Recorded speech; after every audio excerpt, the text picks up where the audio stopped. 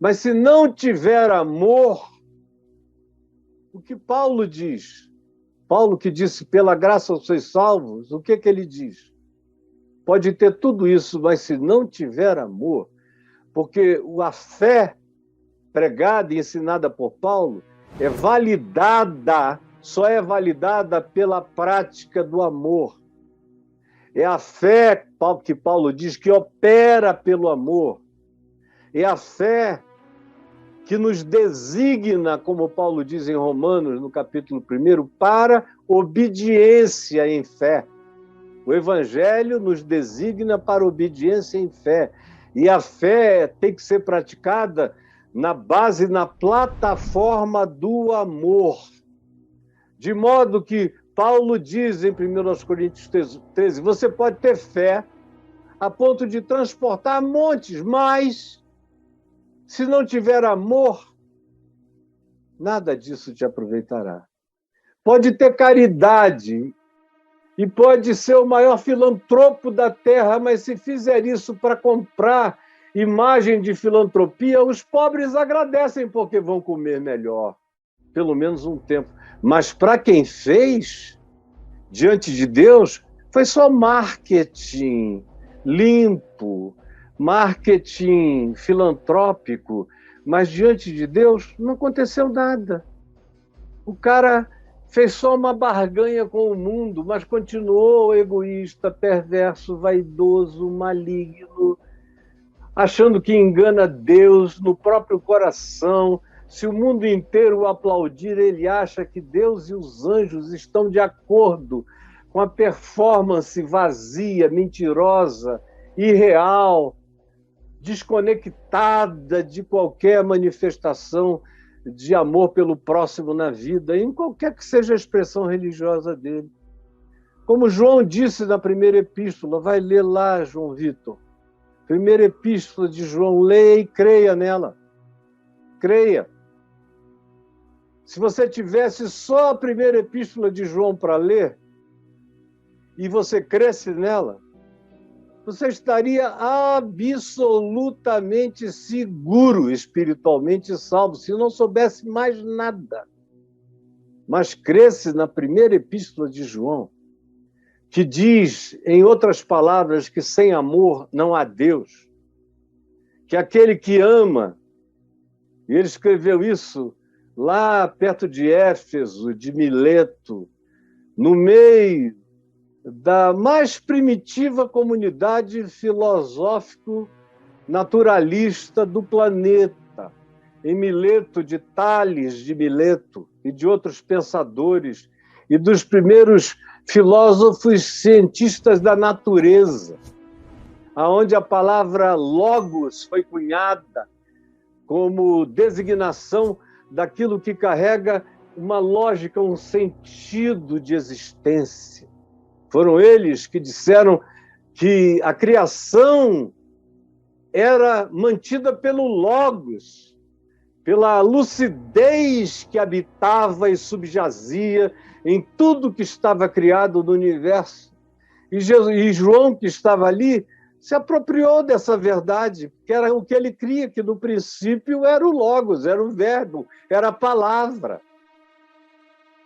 E o que ele diz nesse ambiente, onde 99% eram pessoas não cristãs? O que ele diz? Ele diz que aquele que ama conhece a Deus. E aquele que não ama não conhece a Deus. Ele diz que aquele que pratica a justiça como fruto de amor e de verdade, conhece a Deus. Aquele que pratica o que os outros chamam de justiça, mas faz isso com ódio, sem verdade, sem amor, só como barganha do momento, barganha política, conjuntural, circunstancial, tudo que fazem não significa nada espiritualmente. E ele diz que existe uma equivalência, você pode ler lá marcando, entre as palavras luz, verdade, justiça e amor. Porque na primeira epístola de João, aonde quer que ele fale de verdade, ele está falando de justiça, luz e amor. Aonde quer que ele fale de luz, ele está falando de verdade, justiça e amor. Aonde quer que ele fale de justiça, ele está falando de amor e de verdade e de luz. Essas expressões são todas sinônimas espiritualmente falando. Então, aquele que ama nasceu de Deus, ele diz, é de Deus, procede de Deus, conhece a Deus, porque Deus é amor. E aquele que ama conhece a Deus, porque Deus é amor. Quem conhece o amor e pratica o amor, conhece a Deus. E foi exatamente isso que Jesus ensinou. O Evangelho é sobre isso. O Evangelho não tem um ensino de Jesus sobre aprender a doutrina da salvação, aprender a doutrina da soberania de Deus, aprender a graça divina como doutrina. Isso nunca existiu. Graça de Deus é um ato da misericórdia e do favor imerecido de Deus, não é uma doutrina. É gesto cotidiano, tá? O mundo, a criação é feita de graça. Cada coisa que abre, cada fruta que eclode, tudo, cada criança que nasce, ou você que disse, eu nasci de novo, todas essas eclosões de vida são graça. Chamar a existência do que não existia, do nada, é graça.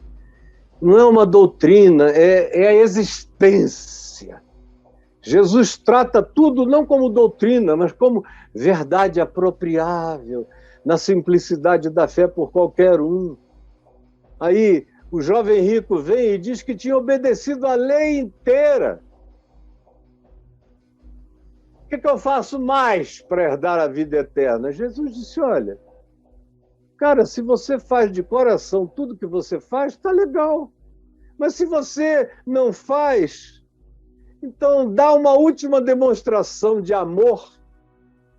Vende tudo que tu tens, dá-o aos pobres, me segue, tu terás um tesouro no céu. E o cara foi embora chateado, zangado, com ódio, porque era dono de muitas riquezas. Então, era só caridade para fora, mas não era amor que havia dentro. E Jesus deixou ele ir. Não o agarrou, embora se diga, e Jesus amou o jovem, mas Jesus deixou o jovem que ele amava ir embora. Não há um romance no amor de Jesus, ele deixa cada um andar no seu caminho.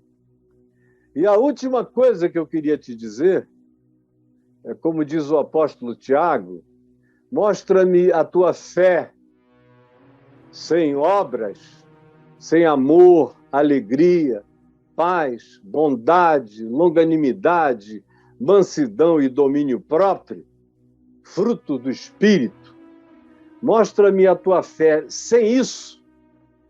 E através do meu fruto, das obras do meu ser, está lá em Gálatas 5, leia lá, através das obras do meu ser, através do fruto do Espírito de Cristo vivendo em mim, me habitando, eclodindo graça, fruto do Espírito em mim, então você vai ver amor brotando de mim, alegria, paz, bondade, longanimidade, fidelidade, lealdade, mansidão, domínio próprio, autocontrole.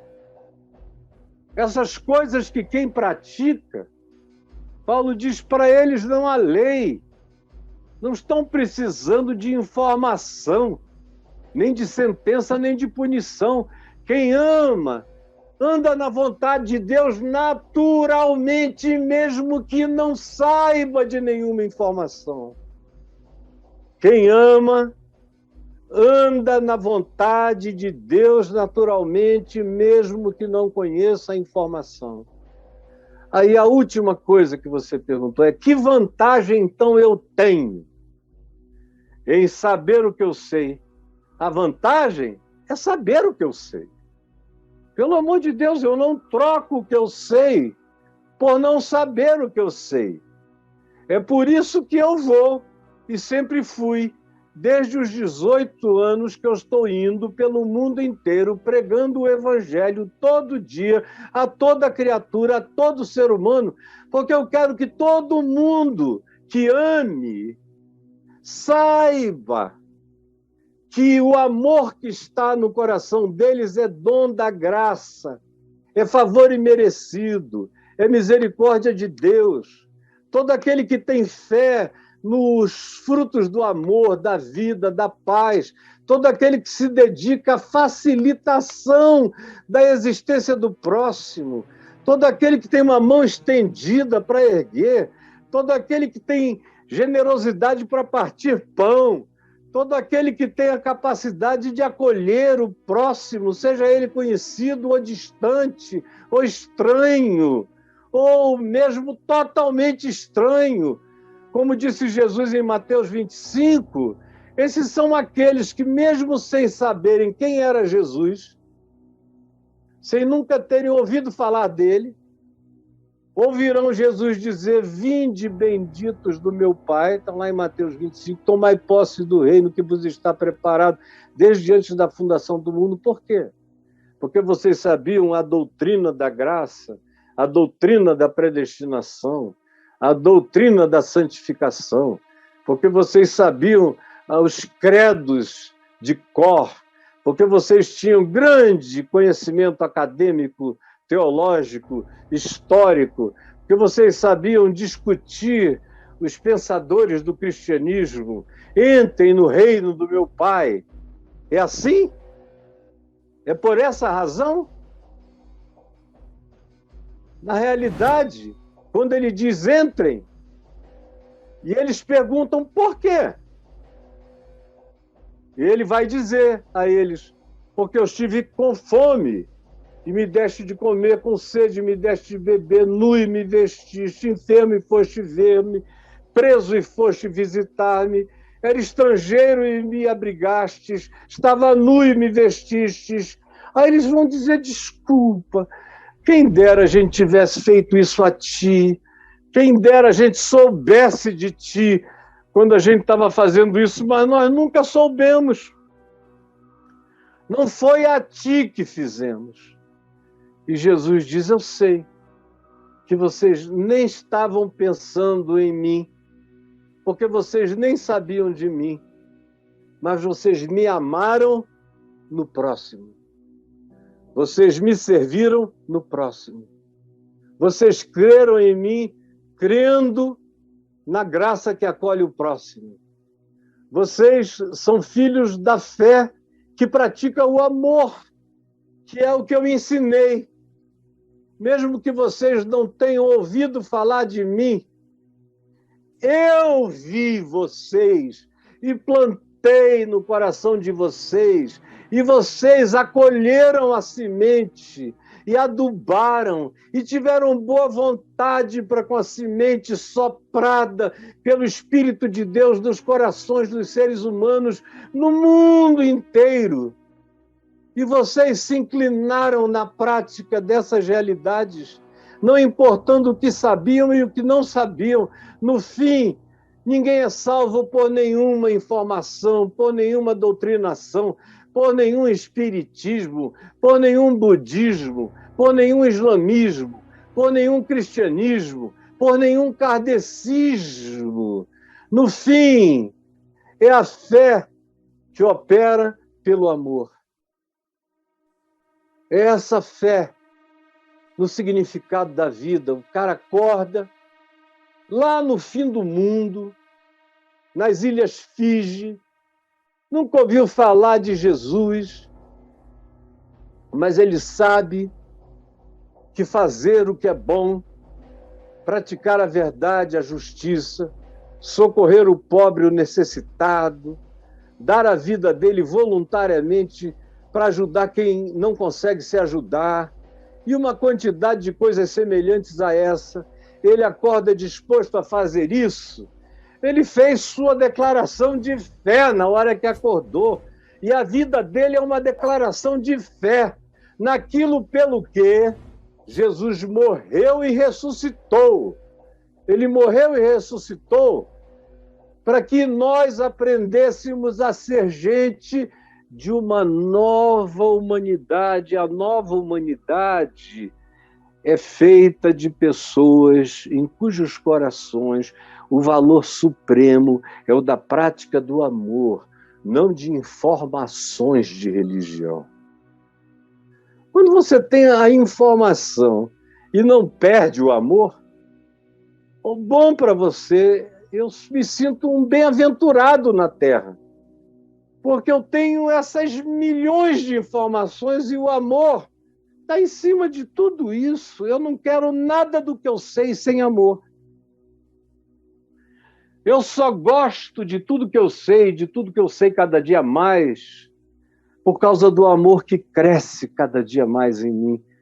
Do contrário, se você dissesse, Caio, o que você prefere? Não saber nada, mas amar de verdade, eu digo, me deixa viver ignorante, mas cheio de amor.